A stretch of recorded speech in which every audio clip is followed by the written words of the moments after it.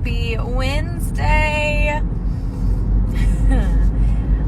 I did my check-ins. Everything is absolutely wonderful and dialing in the way that we needed to. Super, super happy, not holding water. But I woke up this morning later than I wanted to. Whether I get to do cardio or not doesn't even matter. I woke up later than the latest I wanted to. So I am trying to get ready while functioning at maybe 50%. Not really that great, right? So I'm like doing multitasking. So I'm trying to start a cup of coffee because of what happened yesterday while I'm getting ready and running around the apartment. And I realized that my coffee pods need to be filled and they're on the top shelf of the pantry. And our shelves are those apartment shelves that are just super deep. Like they go in really deep. And so it's super deep. So I'm trying to jump up and grab the box of pods. And I just gave up. Because I was like, by the time I get a chair, like it was too much. It was all too much. So I didn't make my coffee because I was worried about being late. And I was like, I'm just gonna deal. I'll deal. I'll run to Starbucks if I have to. And I'll actually do it today. But I'm hoping I get into town sooner rather than later and I can stop and grab just a shot of espresso.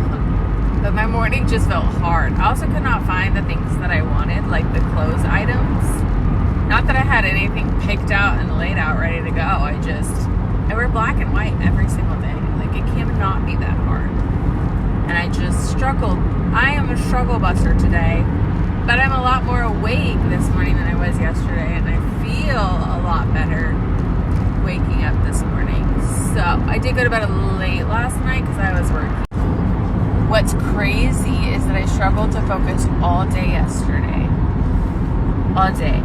I got home and I was running around like a mad woman. Guys, when I tell you the stories I was making while I was like doing the dishes and trying to eat my snacks, I was like that for the majority of the night. I started cleaning. All of a sudden I wanted deep clean, then I didn't want to deep clean, and there was some stuff that I wanted to do for my room because my in-laws are going to be in there, like all the things. And I finally laid down to eat. I don't even think I was eating my dinner. I had to do some work stuff. So I laid down in the bed with my laptop. My husband comes in, lays down, puts on our TV show, and I just somewhere out of nowhere came the drive for me to get so much done because I was honed in for like an hour to an hour and a half just going at it. I like adjusted 2 programs, meal plans, updates for specific clients that are on weird regimens, and then my own content. And I finally finished and I put my laptop down. I was like, I need to go to bed. I had like whitening strips in. And he was like, okay, baby, we like lay down. And I was like, I have no idea what's going on in this show. I was like, I'm so sorry. I was like, I have not been paying attention. He was like, yeah, I haven't seen you that focused in a really long time. So I just like let you be in your little flow state of work. And it felt great. It was like shutting my mind off but being productive at the same time. So it was wonderful. Apparently that half a brain cell kicking into overdrive up in this body. It is running the show. It is its time to shine. Because whatever it is a smart one. Peak Week Chronicles. All the water. I'm drinking 1.5 gallons a day. Haven't needed to take expel pills yet, which is new. Not taking any of that. Oh, I opened this before my other top was open. I feel like this is dangerous and I'm gonna spill it on myself, so we're gonna be smart today. I still have a brain cell because I got coffee this morning. I was smart, but I am peeing like nobody's business. This is my 4th cup. I need to drink 5 of these to get 1.5 gallons in, so I'm actually almost there. You don't even know. But I'll probably drink more than 1.5 gallons because once I start going, I don't stop and it feels like a job and we love it. I will say this last meal is kicking my butt. I ate half of it. He added 1.5 cups of rice to 3 meals, you guys.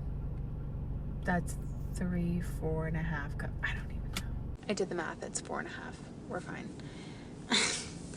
4.5 cups of rice is a lot for me because even the 1.5 cup I was eating was a lot for me. So I have a chiro appointment at 3, so I'm trying to finish this meal. I'm gonna go find a nice park so I can get sun and do my 20-minute walk. It's a slow walk, so no major cardio. Didn't have fasted cardio today. It was great.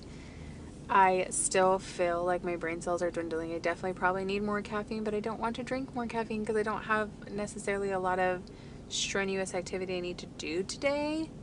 I have this appointment, and then I'm gonna go get my nails done with a girlfriend of mine for the show. And that's the last appointment I technically have. I have a posing session tomorrow morning in between clients. My last client is 12 to 1. My tan is at 2. And then I go to check-ins at 3. My life.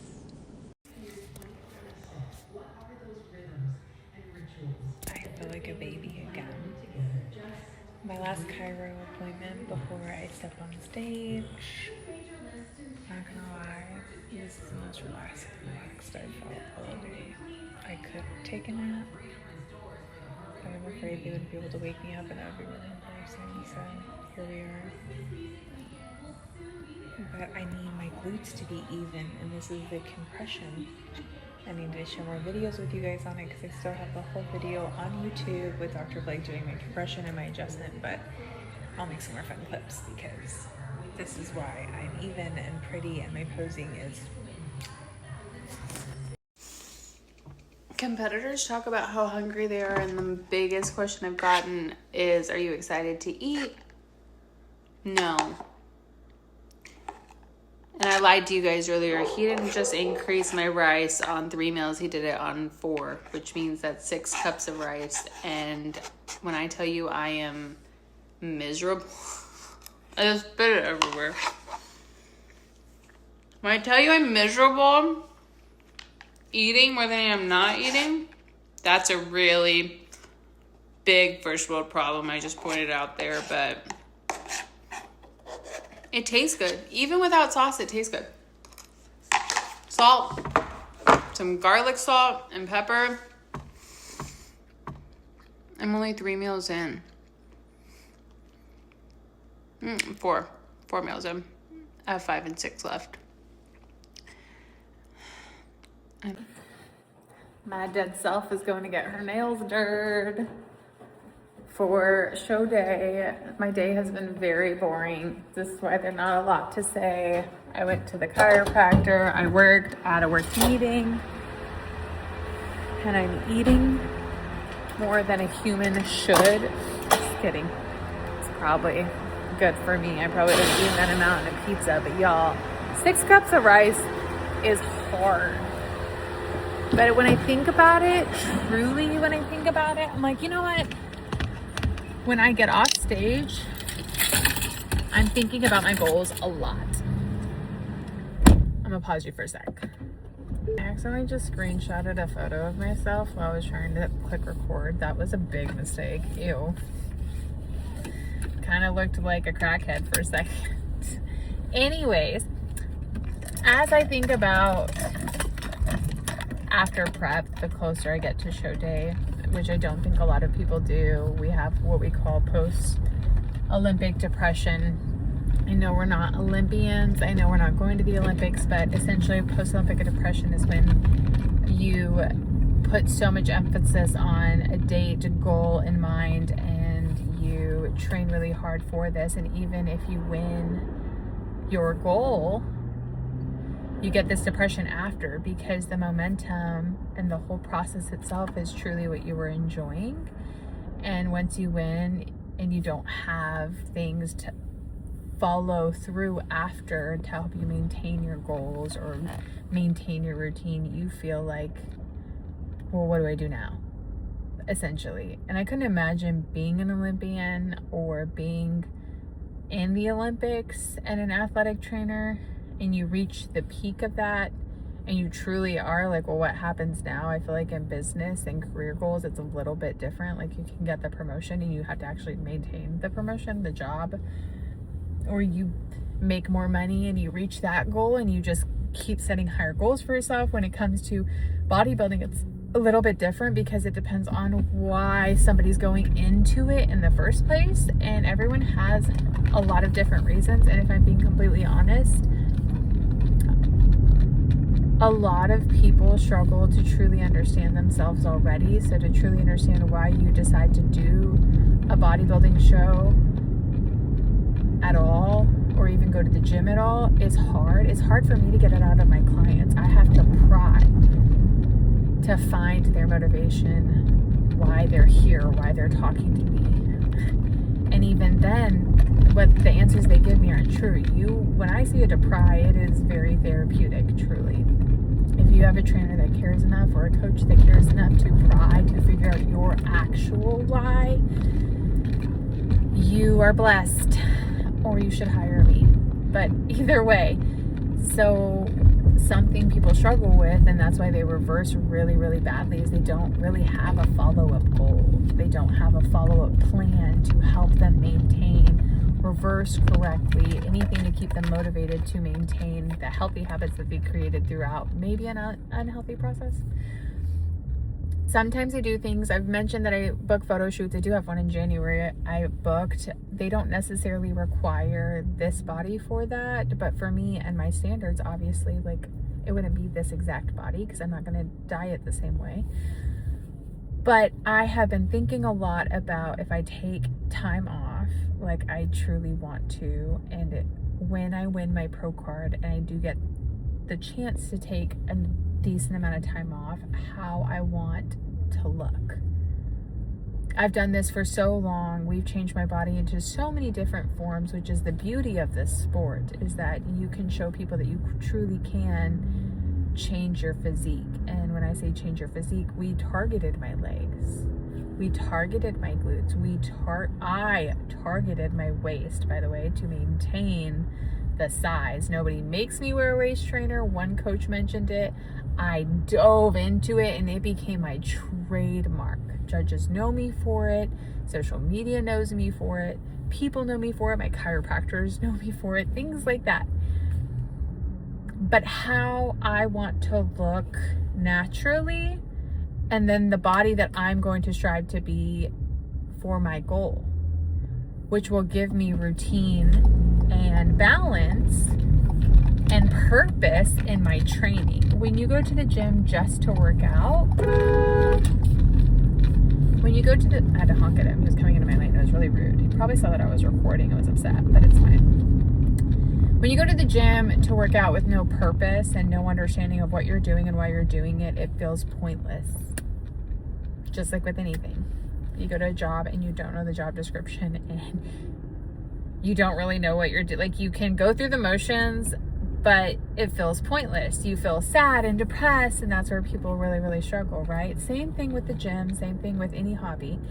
You can't just go without intention of targeting something. And it doesn't mean targeting your glutes or targeting your shoulders.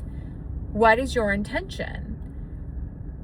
And I can dive into the whole psychological side of all of this, but you lose the passion and the motivation when you aren't training towards a goal. I recently just got a client that is a marathon runner, and she's great. She was telling me that she was training too hard. We talked about it, and that is something obviously she's choosing to do, but also understanding that she has this goal. And she's like, I always get like this in the winter. Like, I have this goal and I train as hard as I can for it, and then I'm the opposite in the summer. And I said, but how do you take that mindset and create it for just consistency? Why is it just in the winter? Why am mine just on prep? So my ultimate goal following this prep is to truly reverse beautifully. Like, when I tell you I'm hyper fixated on my reverse, I'm thinking about after show day. All of my thoughts have been after show day, not show day. Obviously, I practice my posing. Obviously, I have all my stuff set up, my jewelry, my suit, everything. But my hyper fixation is post show day. What does that look like? What does my routine look like? When am I going to get back to the gym? What's my routine at the gym going to look like? How is my cardio regimen going to be? some things that I'm taking away from prep that I think I truly enjoy is my early morning cardio. However, I do have really early clients, so that's not going to be something I'm going to maintain at the same capacity to maintain my sanity. But I want to set the standard to move prior to eating, because I feel like I really just truly enjoyed the fasted cardio. Scientifically, there's not a whole lot of backing on that it does more or less when it comes to fat loss, but my goal will not be to maintain this current body and or continue to lose. I actually do truly want to focus on mass growth in my glutes and filling out with full natural muscle, which I do have, but I do want it to be a little bit bigger and a little bit stronger in my lower body. I want to focus on softening up my midsection a little bit. My back is super thick. I love my back. It is jacked, but my lower back, I need to truly focus on movement and mobility, flexibility. I want to start training more in a calisthenic style, and what that is body strength, to be able to hold your own body. I think it's a beautiful thing. So my post-show goals are to put weight back on, and I've truly been trying to wrap my head around the idea of eating in a surplus, clean dieting, and I already am very nervous about it, because today is a very good example of not wanting to eat at all and having to shovel food in, and it's clean and it's going to be really good for me, and it's going to fill out my muscles and everything's going to look great, feel great, all the things. But thinking about doing this every day is stressing me out a little bit. Not in such a way that I can't do it, but I truly am thinking that is my goal, and I need to embrace this current day and the next day, which is tomorrow, where I will be eating this way, and start to teach my brain to accept the fuel and love it. Because to get the body that I think I will be most happiest or most confident in will require that type of nutrition moving forward, to be able to put on some more mass in my glutes and my legs. I have very big legs naturally. Muscle, yes, but like my estrogen restores and whatever it calls, like rebuilds fat cells in my legs, and that's why I struggle with all of like the additional fat in my legs. And if I were to let myself go easily, without a doubt, I would have major cellulite. It's just the way my family our genetics are. It's perfectly fine, but that's how it's been. And so I want to fill my legs out so much that like that extra skin there, that fat there, stays pretty lean on a natural level. And I'm saying this because I've been very honest with you guys about what I take during prep to get my legs as lean as they currently are. And I would love for them to stay like this year round. Like, I don't need my face to look like this. Like, I don't need to be super lean and cut all the time, but I truly would enjoy if my legs look like this all the time, but a little bit bigger, because I just love muscular legs on me. The mental noise about wrapping my head around eating this amount of food regularly scares me, if I'm being completely honest and vulnerable, because I've spent most of my life trying to hide from food. But my journey now is to take a break and start to truly live. And I do live how I preach, I promise I do. But I don't think I live in it long enough, because then I do go into a prep and then I do look crazy unreal. And I love it, but I want to be naturally crazy unreal, you know?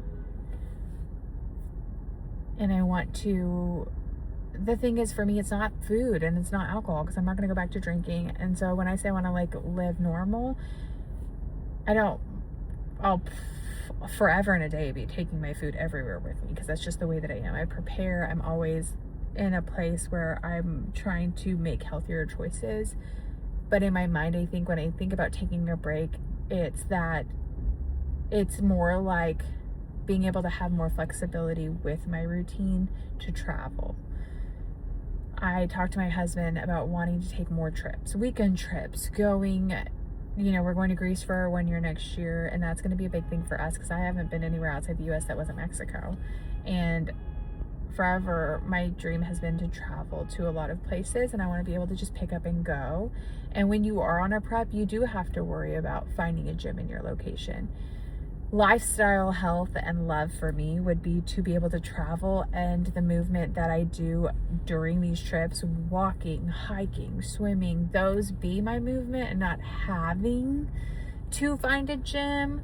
I try to find a gym already. Like, if I'm going to be somewhere longer than 2 days, I'm finding a gym because I need movement. And I know strength training, and that's my comfort zone. And I feel as though if I dip into calisthenics a little bit more, I can use my body to find movement anywhere I go. And I'm really excited about this. But setting up this post-show goal and talking about it openly and vulnerably with you guys here makes me set a standard and a precedent for myself. Whether 1,000 people see this or nobody sees this, I know that I said it and I know that it's out there, and I'm creating a level of accountability for myself instead of going to find it through somebody. But it is here, it's said, it's out loud, and it's done. And for all of you who are watching this for any reason, I don't care what it is. If you take anything from any of my talking videos, this is probably the most sane I've been in the past week, so I do apologize if they're boring and I say nonsense, and I do talk in circles quite a lot, and I've realized that with how much I record myself. If you take anything from this, it's that goals are ever changing. Right now, your goal may be to make $1 million, but once you make $1 million, that may not be the goal at that point in time. You may want something else, you may want more. And to keep yourself from getting discouraged and understanding yourself and your moods and depressions and all of those things, constantly set healthy goals for yourself, mini goals for yourself to reach. And goals sound kind of daunting, as if you don't reach them, then you're a failure. No, they're just for you. You can say them in your head or write them down, but to be consistent with them, writing them down and talking them out and telling somebody to help you hold accountable what your goals are is probably the best bet for you. And learn from somebody who's been doing something for 9 years and has yo-yo dieted, hurt her own hormones, hurt herself, wrecked her own brain, and rebuilt it all together, just to get to this point, today years old, to realize that I should have been doing this all along, loving myself through my entire prep, and realizing that the show that's happening in 2 days is not the end goal for what this body's purpose is. And I hope that motivates you guys. I am at the nail salon, so I'm gonna go get my nails done.